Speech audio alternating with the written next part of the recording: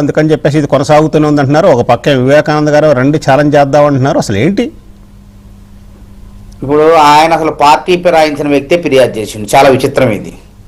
TDP నుంచి BRS లోకి ఫిరాయించిన వ్యక్తే ఫిర్యాదుదారుడు. చాలా విచిత్రం. అదేవిధంగా బిఎల్ సంతోష్ 100 కోట్లు పెట్టి బీఆర్ఎస్ ఎమ్మెల్యేలని కొనుగోలు చేసి ఫామ్ హౌస్ లో అడ్డంగా బుక్ అయిపోయినటువంటి బీజేపీ నాయకులు నీతులు చెప్తుంటే దెయ్యాలు వేదాలు వల్లించినట్లుంది. ఎన్ని రాష్ట్రాల మహారాష్ట్రలో ఏకనాథ్ షిండేలను తయారు చేసి ప్రభుత్వాలను కూలగొట్టి, కర్ణాటకలో ఎమ్మెల్యేలను కూలగొట్టి, సరే దానికి ఏంటంటే రాజీనామా చేయించాలని పేరు మార్చారు. ఎందుకు అంత అవసరం ఏముంది? మీకు బలం లేనప్పుడు, బలగం లేనప్పుడు. తర్వాత ఏం చెప్పారు? సరే ప్రజలు బుద్ధి చెప్పారు. కాబట్టి మేమేమంటున్నామంటే ఇక్కడ ఎమ్మెల్యేలు విచారణని మా హయాంలో మా ఎమ్మెల్యేలని దాదాపు అన్ని పార్టీల ఎమ్మెల్యేలని 38-40 మందిని బీఆర్ఎస్ పార్టీ తమ పార్టీలో చేర్చుకొని వేరే పార్టీలో గెలిచిన వాళ్ళకు మంత్రి పదవులు ఇచ్చి, టీడీపీలో గెలిచిన శ్రీనివాస్ యాదవ్కు మంత్రి పదవి ఇచ్చి, అదేవిధంగా కాంగ్రెస్లో గెలిచిన సవితాయింద్ర రెడ్డి గారికి మంత్రి పదవి ఇచ్చి ప్రజాస్వామ్యాన్ని ఆ రోజు పరిహాసం చేస్తుంటే మాకు న్యాయం చేసే దేవుడు దిక్కు అసలు కాంగ్రెస్ పార్టీ లేకుండా చేయాలని చెప్పి కుట్ర చేశారు. ఆ రోజు కోర్టులు కూడా స్పందించలే ఎక్కువ. మా పిటిషన్లు ఎక్కడ బెంచ్ల మీదనే ఆగిపోయి మురిగిపోయినాయి. మరి ఎందుకు మురిగిపోయినాయో అర్థం కాదు. ఇవాళ ప్రజాస్వామ్యంలో మంచి వాతావరణం వచ్చింది, కోర్టులు కూడా స్పందిస్తున్నాయి. అదేవిధంగా స్పీకర్ కూడా స్పందించారు. కోర్టు తీర్పు కట్టుబడి నాకు 10వ షెడ్యూల్లో నాకు విచక్షణ అధికారాలు ఉన్నాయి, నన్ను ఏం చేయలేరని చెప్తూ ఆయన కూర్చోలే. కోర్టులని రాజ్యాంగాన్ని గౌరవించి తీర్పిచ్చిండు. ఆధారాలు లేవు, 5 ఎమ్మెల్యేలపై ఆధారాలు లేవు అన్నాడు. కడియం శ్రీహరి గారు నేను రాజీనామా చేయలేదు, నేను సభ్యత్వం రద్దు కాలేదు, నేను కాంగ్రెస్ సభ్యత్వం తీసుకోలేదని ఆయన చెప్పిండు.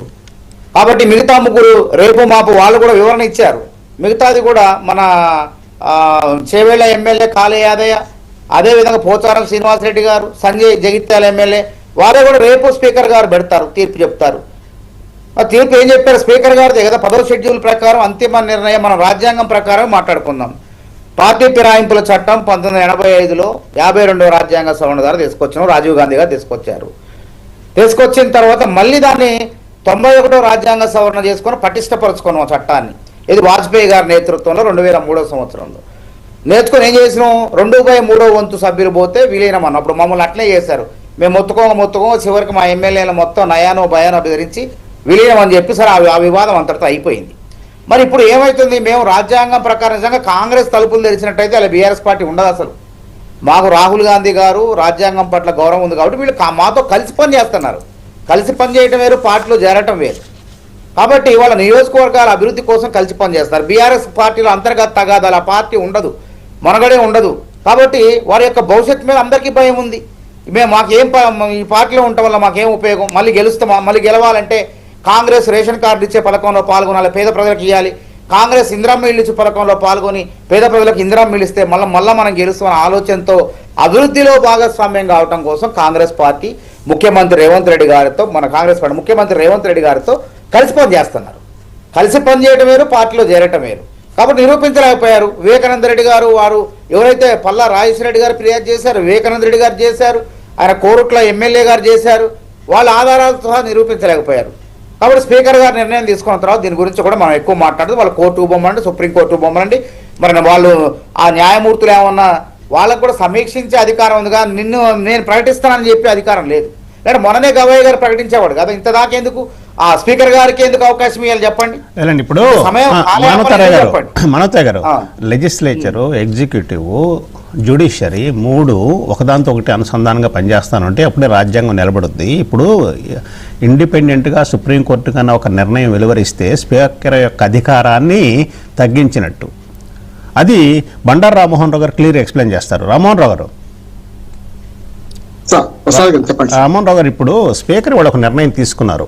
ఆన్ ద పేపర్ వాళ్ళు పార్టీ మారినట్టు లేదు, వాళ్ళు ఇచ్చిన వివరణతో నేను సంతృప్తి చెందాను మళ్ళీ రేపు 3, ఎందుకంటే సుప్రీంకోర్టు 2 డేసే ఉంది డెడ్ లైన్ పెట్టింది. ఆ డెడ్ లైన్ లోపల నేను చెప్పాలి, లేకపోతే కంటెంట్ ఆఫ్ కోర్టు కింద వస్తుంది. అది ఆయన ఒక నిర్ణయం తీసుకున్నారు. తీసుకున్న తర్వాత అటువంటి నిర్ణయం ఆయన విచక్షణ ఉపయోగించి తీసుకున్నారు. That's fine. కాకపోతే నెక్స్ట్ ఏంటి? ఖచ్చితంగా ప్రసాద్ గారు వాట్ నెక్స్ట్ ఆలోచించేద్దాం. ముఖ్యంగా ముందుగా నాకు ప్యానెల్లో ఉన్న మిత్రులు, అట్లాగే రాజనిష్పేక్షలు నమస్కారం. 2 విషయాలు, మహానిష్పేక్షలు నమస్కారం. 2 విషయాలు మాట్లాడుకోవాలి మనం. ఒకటి మీరు చెప్పింది కరెక్ట్. ఎందుకంటే ముందుగా ఎవరు రాయాల్సి రాలేదు, విరావ పాపని తలా పీడికలు అన్నీ చేశారు.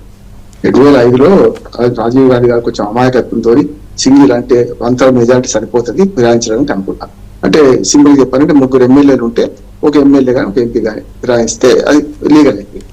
కానీ వాజ్పేయి గారు వచ్చే వరకు ఈ దుర్మార్గం ఇంకా పెరుగుతున్నది, 1/3 సరిపోదని చెప్పి 2/3కు అమెండ్ చేశారు.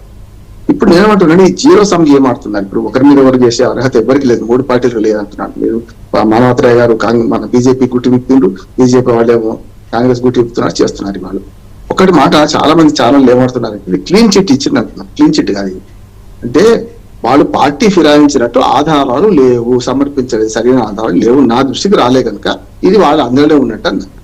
ఇప్పుడు ఎమ్మెల్యే పరిస్థితి ఏంటంటే నా ఘర్కా నా ఘాట్కా, నా అటు కాదు ఇటు కాదు, త్రిశంకు స్వర్గంలో ఉన్నారు. వీళ్ళు పోయి బీఆర్ఎస్ పార్టీలో కూర్చోలేరు, వీళ్ళు ఇటు వచ్చి కాంగ్రెస్ పార్టీ కండువాలు వేసుకొని మళ్ళీ ఇక్కడ ఉండలేరు. మానవతరాయ్ గారు అన్నట్టు జడిదారిన ఏదైనా